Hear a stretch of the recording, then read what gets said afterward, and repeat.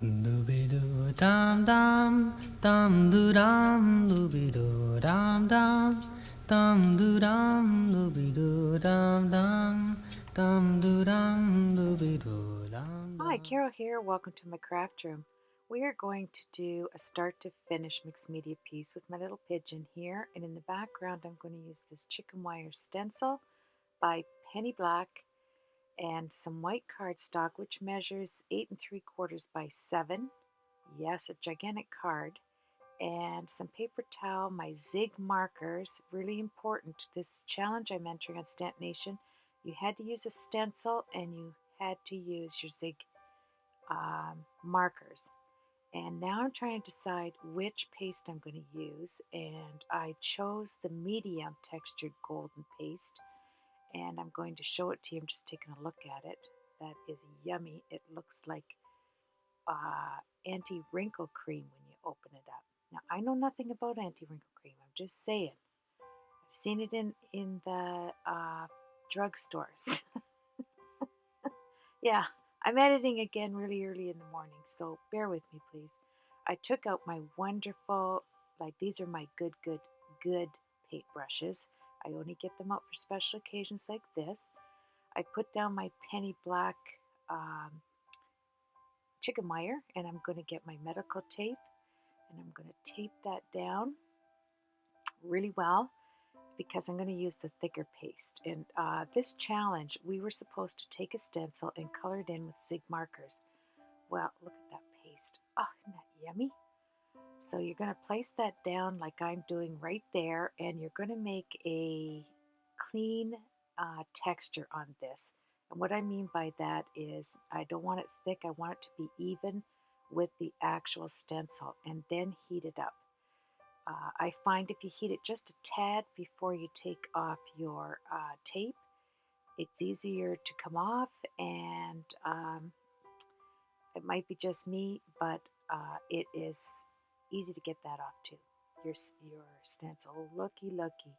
Isn't that gorgeous? It almost looks like stamping up dimensionals. Hey, we might be onto something here. I could cut that up and put glue on the back.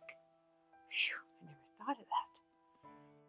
Now, the reason why I have this chicken wire here underneath my stencil is because of texture. When you do mixed media and you love mixed media, all you think about is texture when you're, at least that's what I do. I always think about texture, and that's why I am walking you through.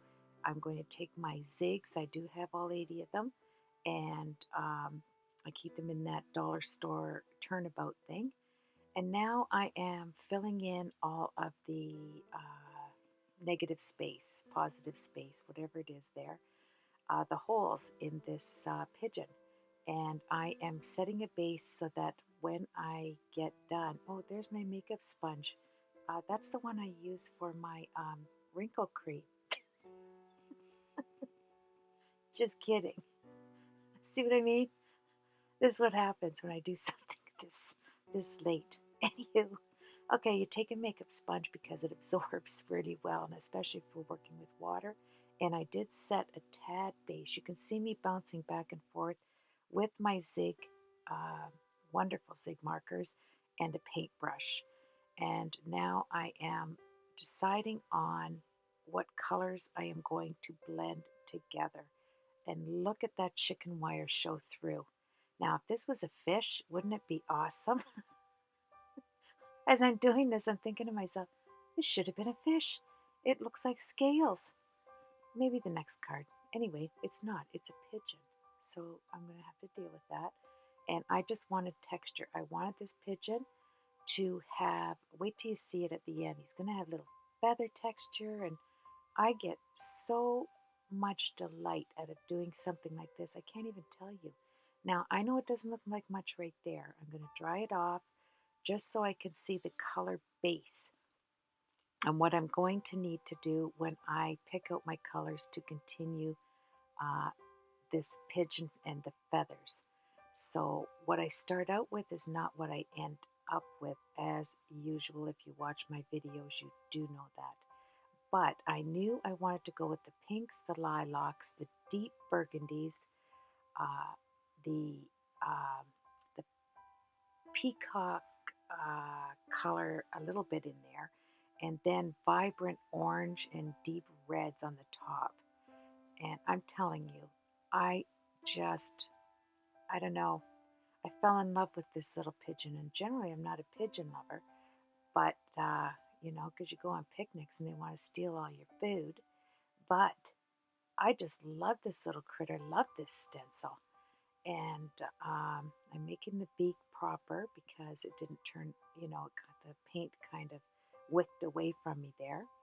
And now I am doing his little bird legs. And this is a wonderful technique because I want to have yellow to bring out that bird. But not this much of it. I just want a hue that is so slight that it makes the pigeon look three-dimensional. And you'll notice that I'm taking a paintbrush, actually two different types of paintbrushes, and I'm pulling out yeah, look at the way I'm using that just on the slant. Those zig markers, I'm telling you, they're like wonder crayons. I love them. So I take my paint brushes, they have quite a bit of water on it, not enough to seep through, but enough to push the yellow back to the bird and then drag it out to the end of the page. And then just being careful by his beak so it doesn't look like a platypus if I get too much water on it. And now he's going to be the ground issue we're going to take care of right here. I wanted it to look like he flew back to his coop, you know, and it has all that little hay and it has all those little grains and all that stuff on the ground. Oh, yeah. And here is like a gold color that I had put in. And take care of that beak. Yeah, I'm going to dry it right away. Pretty soon that beak could be going off the page if I don't get it all dry. So now I'm going to take my purple Pico embellisher right here and I am going to make some more texture and I'm going to dry it and you're going to see me push it towards the left, like dragging it, and that is to make sure that I get a feather type look, thin coming to thick. And I use the Pico embellisher on the top, red and orange, and it's the clear Pico embellisher. And I did the same thing, and it almost bubbles. Now, this is a Stampin' Up! Product from way long ago. It's an actual antique white ink, and they came in three different a gold, a silver, and this antique white. And I am putting it over top for the shimmer. I wanted to have the shimmer. So now I have my micro brushes out, and guess what? Crackle paste. Oh, yeah, I'm adding crackle paste so that these feathers stand out more than the feathers on the bottom of the tail. I wanted them to be distinct. And when I go through a piece, I really do go through, my mind is constantly working on texture, and it never stops from the start to the finish. Here's my rake brush, and I am raking on three different hues of color, and now I'm going to set it so that those crackles come out. I have my Cosmic Shimmer paste in pink, and I put it over top, and I know I'm going 100 miles an hour, but it looks beautiful. And then I took some of my gold stencil paste. I can't remember the name, but it's gorgeous. I bought it in a haul, a gold and a silver. Now, here's the technique I love. You add a tiny bit of water, and I'm doing it with the rake brush so that it's kind of all over. I took my nail file, and these are my Inktense pencils, and I'm filing them to get little wee granules in that water, and that is going to be my little pieces of grain that this pigeon has. I am using yellow, brown, orange, black, green, Inktense pencils, all different hues. You will see it there. I'm just working on the side of my brush on the file. Now, you could use like a Stampin' Up! File. I do have one, but it wasn't near me, and this was, and it is a file. And I'm taking some of the water off. I don't want it to, I'm going to spray it with a light mist now. See how I'm just spraying it? Because now when those granules hit, um, especially if I tap them off. Oh, what a beautiful, beautiful. I can't even tell you. It does look like green. It looks like he flew in his coop and his owner just gave him some food to eat, some grain. And these are actually, there's 4 different color Inktense pencils. I must put the other one away. I'm going to give you a close up of this because there's so many techniques you can use with this method. Look at it. Now I'm going to a green, a lime green, and I am just filing that beautiful color onto this page, and I am misting it with the water and letting it work on its own. I wanted to find the chicken legs right here too. Look at that. I flicked the paper up, you couldn't see it. And looky, looky, is that not mixed media in its glory? Oh, I get excited. Look at. Now, wait, don't get rid of that Inktense pencil and water juice there. Grab a piece of cardstock. Look. Wait till you see what I'm going to do with this. Now you grab it like that on the corners and let it run. Grab it on each corner, let it run in different directions here. That's what I'm doing, and pounding it. And I want you to see something really unique right here. When I lift this up after I dry it, I got so excited. Wait till you see this. Look at on the top. Does that not look like a bird on a branch? Look at, yeah, that's not what I used it for. But I got pretty excited there. Yeah. So anyway, look at, I'm getting out my Heartfelt Creations paper. Love this stuff. And look, oh yeah, I just knew that was the paper. I tried the yellow to go with the hue right here with the gold and the cream antique white. Then I went on to the green because it did pick up the granules. But when I hit this, it had such a feminine, beautiful, it brought out those wings. I just loved it. Well, I took a little bit off the end there and I'm just kind of examining it, and I'm setting it down on the 3 pieces of paper I'm going to use. And I'm telling you, I love mixed media. Look at the texture on this little sheet of paper. Now, this is not the paper, obviously, that we're going to, I'm using this glaze. Sorry, I'm going to jump here before I forget what I'm using. It is my Distress Glaze. And the only thing I can say about Distress Glaze is it's wonderful, but it's like a dry Vaseline. Because if you touch it, it looks like Vaseline when it goes on, but when you touch it, it's dry to the hands. And it protects it from water, it protects it from cracks. It's just a awesome, awesome product for protecting any paper, and it's pliable. And look at that bird on a branch. I wanted to use this so bad. It looked like a tree, but then when I was going through this piece, I thought of something else. So here I'm distressing this with my scissor, and I nicked it, and that was a bonus. This is where the fun began. My mind started to work. I knew exactly what I was going to do. I was going to chomp out a piece off of each side and put a color behind it. The color that's going to be prominent on top will be showing on each one of these little inlays.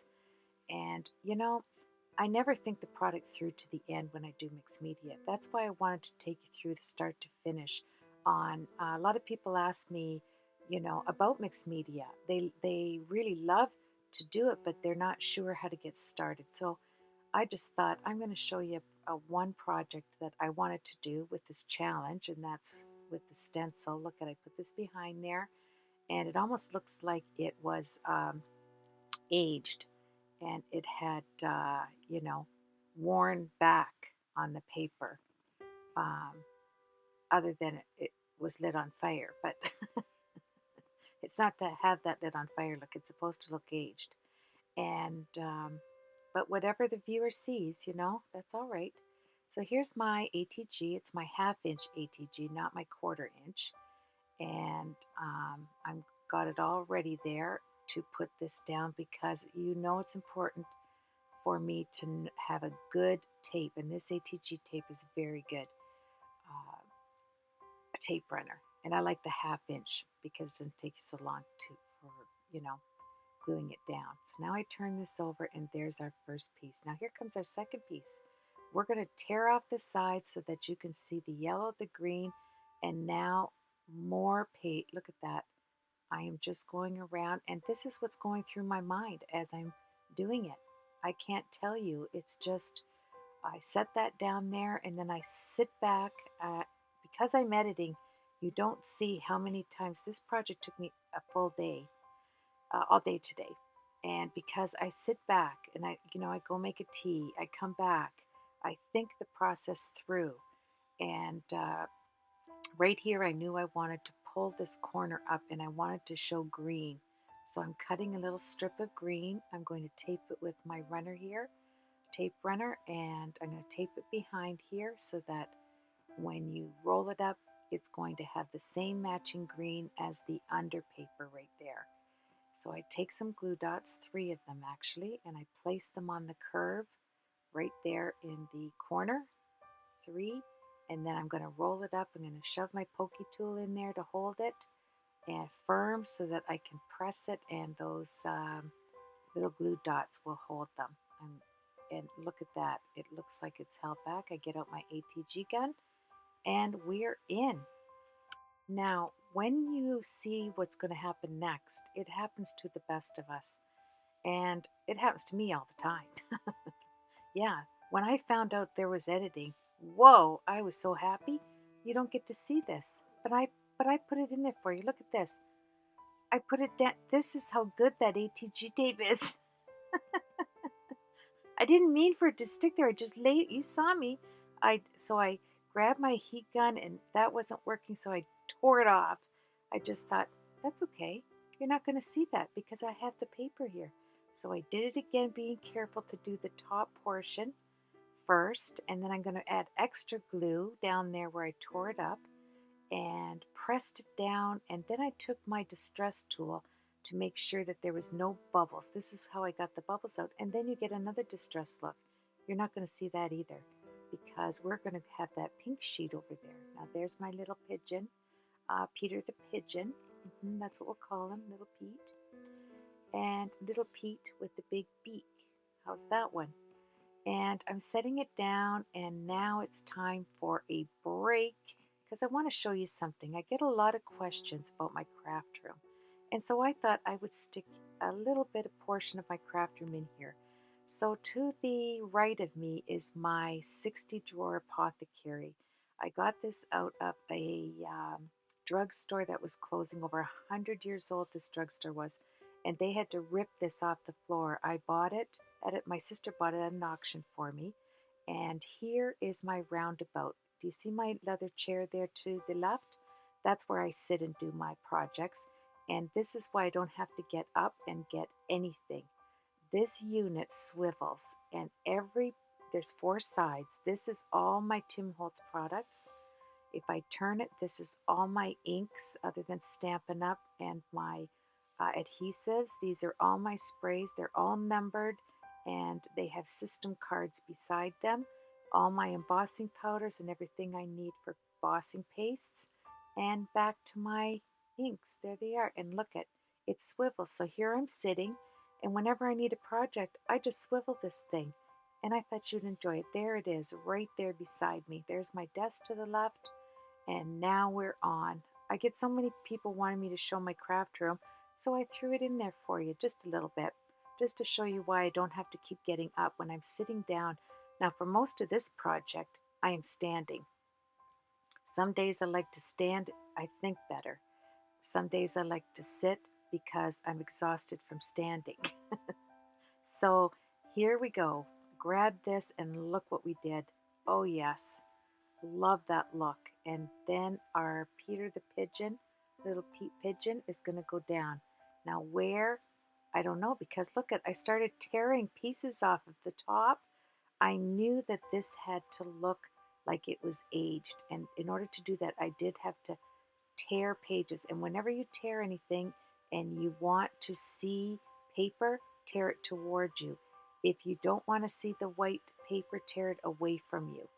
And here I am just getting the placement down for you. This is where the fun begins, and you have to remember This is just the front. You know that I'm going to do the back of this project. So this is the front. We haven't even reached the back yet. But look at him. I put vintage photo on here to give him that aged look. Oh, I fell in love with this. And this all started by Stamp Nation having a challenge to use your zig markers and your stencil and to color in your stencil negative with zig markers, and this is what I get as a result. I know, I know. My mind takes me to places I don't even know I'm going there until I've already arrived. Oh, yeah. So here we go. I know exactly where it's going to set, and if it isn't going to set there, we're never getting that up. Yes, look at the texture. Yep, Pete's doing a good job there. Now, these are my Tim Holtz Ranger stamps. I haven't used them yet. I didn't even know this one. I didn't even know that they're all different types of, look at, this is the picket fence, the chicken wire. It has all little different styles of fences. And it had the chicken wire. I couldn't believe it. It's brand new set. I haven't opened it yet. Well, it's not brand new. I got it months ago, but I haven't opened it. Look at that. I'm going to put that chicken wire all over, and it looks like it's broken. I, oh, I was in happiness heaven here. Look at that. Yeah. Go, Carol, go. I couldn't get enough of that chicken wire on there because it went with the chicken wire stencil paste. Look at all of this goodness. It has threads. It has everything. And they're inexpensive too, those sets. You know, I think it was under $10 for all of those. So now I take some of my Distress red ink here and I am applying it because I want to incorporate a little bit more reds and oranges. So that's why I'm using the dots here and putting orange and yellow and matching the colors in Little Pete there. And I took some black dots out, and now we're going to grab my makeup sponge and we're going to put that fabulous glaze. This glaze, it is a protectant. Like you spray your leather coat as a protectant, this glaze protects paper, especially using a lot of product on it. You want to get yourself some. So here I took my, yeah, that's my gun pen. Has a bullet at one end, and it has. I'm just writing down things I thinking of that I need, and then it has the actual end on it. Yep. So here we have my CC Designs stencil, and this is a bark stencil, and it's huge because this. If, oh yeah, I'm getting out my Big Shot Pro. This Big Shot Pro is so big, it took my whole desk. Look at it. But I love it because the stencil right here is 8 inches by 9 inches, I think it is. No, yeah, or 8 by 9. I'm pretty sure it's huge. So I had to get it out and run it through. I wanted to. It does not break away. It only separates like bark. It just separates it, and you'll see it there as I'm adding the Distress ink. This is for the back page. Now, it I used that Suquang tape on the back to hold it right here so that it wouldn't tear or rip when I go to do my mixed media piece in the back of this page. And this was an all-day project for me because I wanted to walk you through my thought process and how I would do a mixed media piece. And I wanted to share it with you. So taking this piece right here, I have that tape. I'm distressing the edges to make sure that all the tape is even. And I get out my Tim Holtz die, one of the thick dies. You only have to put a plate on the top and the bottom, running it through your Vagabond. And look at this. This is hysterical. I put that over there, not thinking there's a bird. There's a bird. Look, there's a bird. Can you see it yet? I thought it was just the birdhouse, but look, that die has a bird house and a bird. You should have seen the look on my face. I forgot. that it had a bird. So that's okay. I put my hand up. Oh, I just must have got an email. Uh, I was shocked. I went, this looks like it's torn. No, this looks like a bird.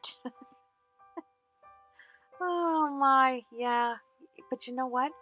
You gain experience when those things happen because you have to come up with another technique. Look, do you think I'm going to leave the back of my mixed media project looking like that?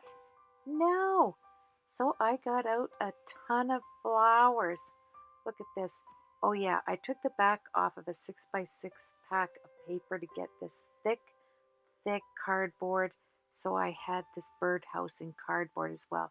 I cut 2 pieces of paper stock and this thick cardboard because this is where my thought process took me right here. I'm going to put a birdhouse in the center right here, and then I am going to put I put my tape on the back. That's my stick it. So I just have to put that down. It's the red one. And then I putting that brown piece right there that came from that, sopping up all of my Inktense pencil juice. And I was going to have the brown on the outside, but I did not look like it just didn't appeal to me. So I put the matching red. And then I'm looking at the little birdie. Nope, threw him over there. That's not going to happen.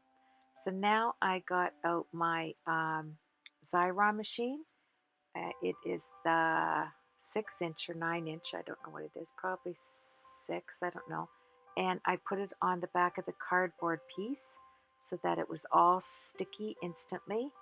Try to get it off my fingers there. So now I have this side, and as you can see in my craft room, it's really late at night. It's after the dinner hour, it's getting dark, and I forgot to turn on one of my big lights.